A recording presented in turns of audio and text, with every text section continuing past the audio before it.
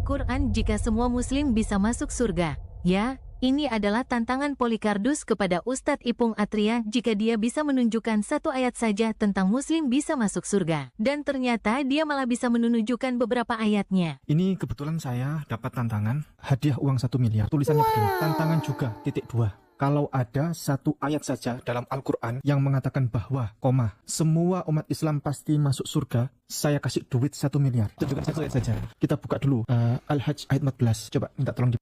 Surat Al-Hajj 14. Sesungguhnya Allah memasukkan orang-orang yang beriman dan mengerjakan amal yang saleh ke dalam surga-surga yang di bawahnya, mengalir sungai-sungai.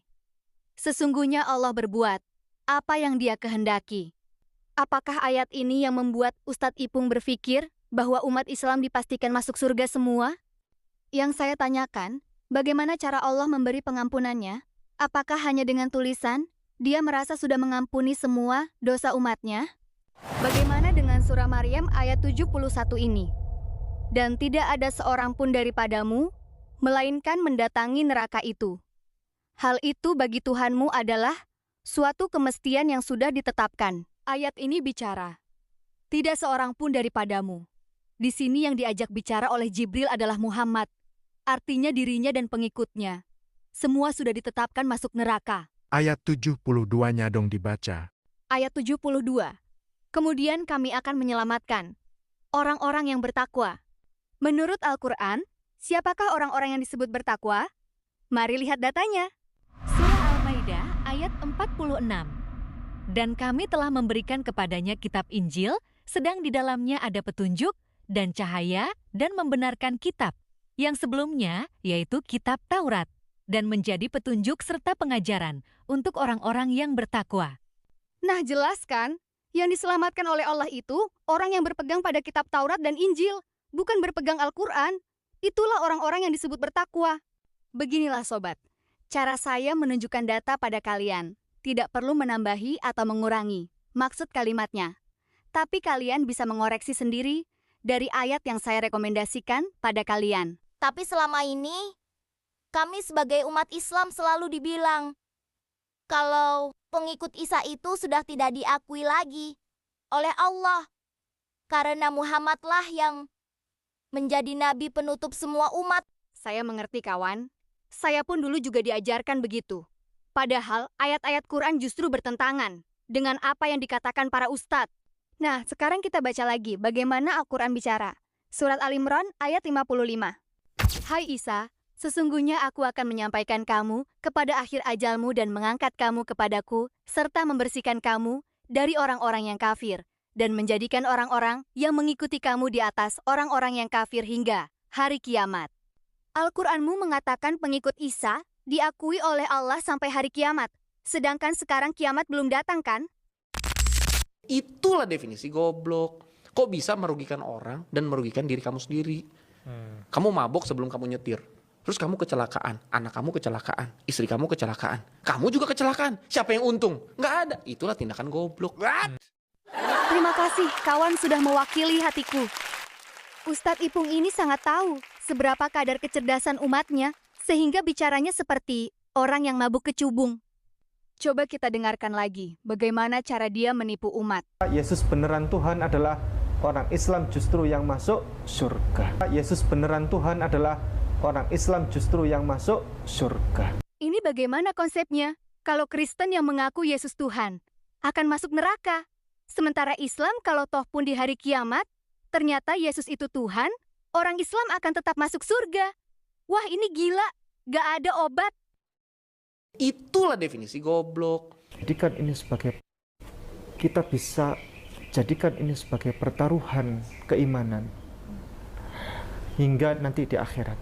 Garis besarnya begini, jikalau Bible ini nanti di akhirat ternyata Tuhan memutuskan menyatakan bahwa ini ternyata adalah salah, berarti orang Kristen masuk, orang Kristen dan Katolik masuk neraka, orang Islam masuk surga. Jikalau ternyata di akhirat ini Tuhan menyatakan bahwa Bible ini ternyata benar, maka kesimpulannya orang Kristen masuk surga.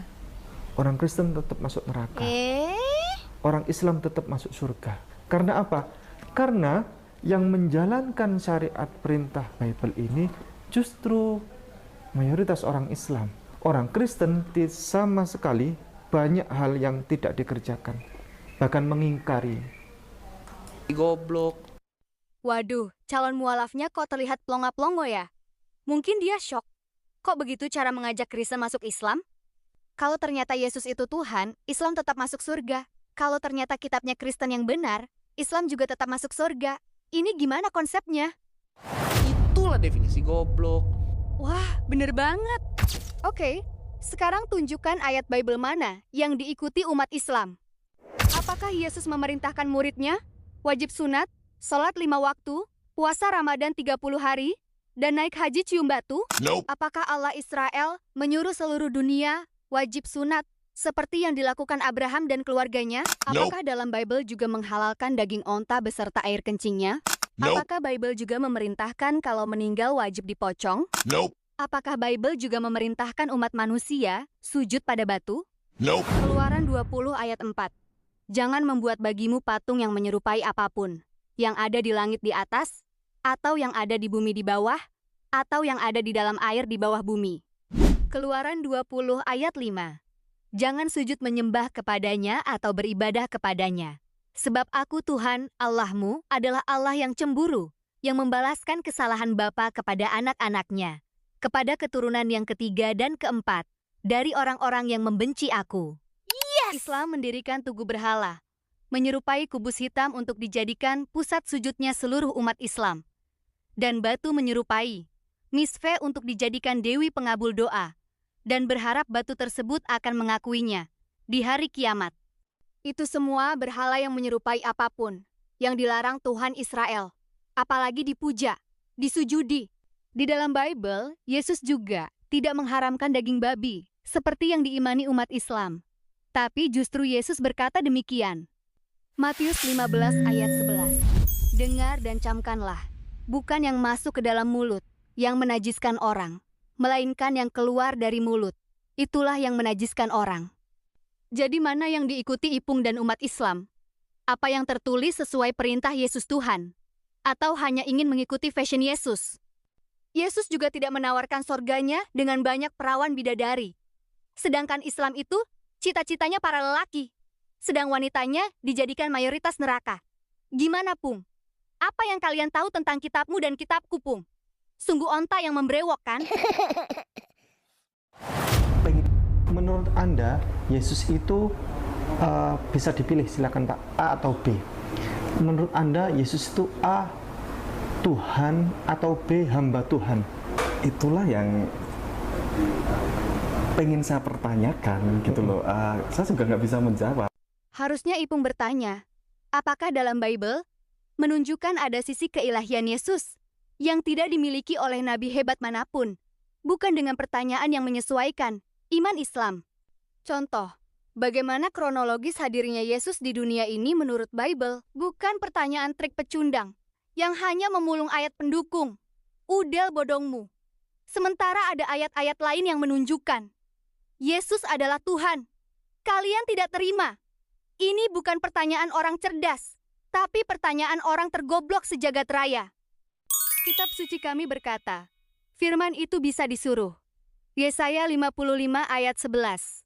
Siapakah firman itu menurut kitab kami? Yohanes 1 ayat 1-3 dan ayat 14.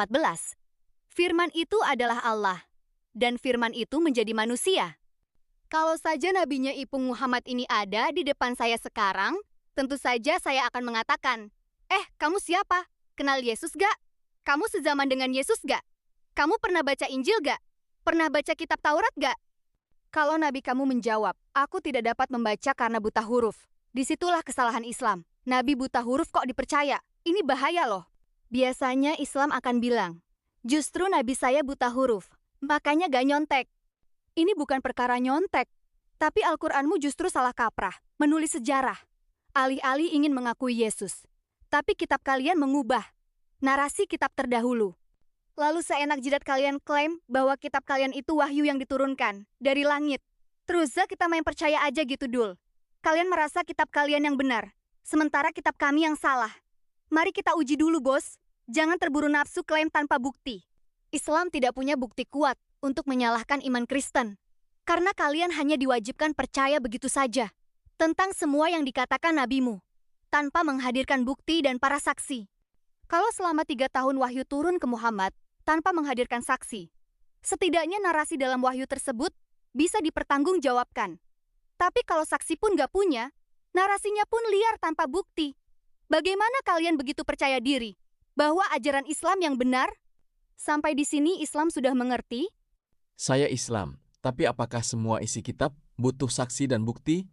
Lalu bagaimana dengan ucapan para rasul itu? Apakah mereka punya bukti? Kenapa umat Kristen begitu saja percaya sama mereka semua? Firman itu menjadi manusia, dan dialah Yesus Kristus, yang berbicara pada 12 murid-muridnya. Selain itu, Yesus berinteraksi dengan orang Saduki, Farisi ahli Taurat para imam-imam, lalu dengan orang-orang Romawi. Apakah itu kurang cukup bukti dan para saksi? Yesus menyampaikan banyak hal mengenai dirinya di depan para murid-muridnya. Yesus juga mengajar di Bait Allah, yang menakjubkan bagi pendengarnya. Lalu apa ini kurang bukti bahwa semua yang tertulis dalam Alkitab ada interaksi dan melibatkan banyak orang? Selain 12 murid Yesus, orang yang bukan murid-murid pun melihat peristiwa perjalanan Yesus ketika di dunia. Bukan tukang menyangkal dengan ngumpet di dalam goa-goa gelap, kemudian mengatasnamakan Jibril, si pemberi wahyu. Bagi para kumpulan orang jahil akan mudah percaya, begitu saja. Sama halnya di zaman sekarang. Kakek Gufron yang bilang suka ngobrol dengan para malaikat saja, punya banyak pengikut. Ini di Konoha loh. Apalagi keadaan orang-orang jahiliyah Arab. Kebayangkan? Sama persis ketika kakek Sugiono bercerita, sedang membelah bulan. Walaupun bulan gak terlihat terbelah, tetap saja kalian percaya. Ini tipikalnya sama. Nabi-nabi palsu dan guru-guru palsu memang suka bercerita isapan jempol. Karena begitulah siasat sasaran empuk kepada umat yang tidak berakal. 2 Petrus 2 ayat 3. Dan karena serakahnya guru-guru palsu itu akan berusaha mencari untung dari kamu dengan cerita-cerita isapan jempol mereka. Tetapi untuk perbuatan mereka itu, hukuman telah lama tersedia dan kebinasaan tidak akan tertunda. Nah, sekarang gunakan akal sehatmu. Tidak ada alasan kami harus mempercayai kitabnya umat Islam yang dipimpin oleh Nabi yang tidak pernah tahu sama sekali tentang kitab suci terdahulu. Justru kami semakin yakin bahwa iblis benar-benar bekerja dan mencari wakilnya untuk misi penyesatan manusia di bumi. Sekarang pertanyakan, kenapa Muhammad mengubah cerita sejarah nyata, mengatasnamakan wahyu? Ini wahyu atau rencana Dajjal sebagai cikal bakal antikris? Kenapa kami harus mempercayai orang Mekah daripada para saksi itu sendiri? Hai umat yang rindu kebenaran, camkan pesan-pesan ini. Kisah para Rasul 10 ayat 39. Dan kami adalah saksi dari segala sesuatu yang diperbuatnya di tanah Yudea maupun di Yerusalem. Dan mereka telah membunuh dia dan menggantung dia pada kayu salib. Tapi tiba-tiba ada orang Arab itu yang tidak sezaman, tidak pernah terlibat dalam peristiwa itu. Begitu percaya dirinya bahwa merekalah yang benar. Ini akan cacat logika. Di waktu yang sama mereka juga memprotes Rasul Paulus yang tidak pernah berjumpa dengan Yesus. Hai orang Arab, ente siapa? Kenapa mengaku nabi? Nabi penyangkal kebenaran atau nabi-nabian? Protes Rasul Paulus. Hai, apa kabar si Bukhari, Muslim, Musnad Ahmad, Ibnu Majah, Tirmizi, Abu Dawud dan lain-lain? Siapakah mereka? Apakah sezaman dengan Muhammad? Dari mana asal-usul si perawi hadis? Dan kapan hadis itu ditulis? Saya yakin umat Islam dijamin mencret. Kalau berani terbuka, buka datanya. Paulus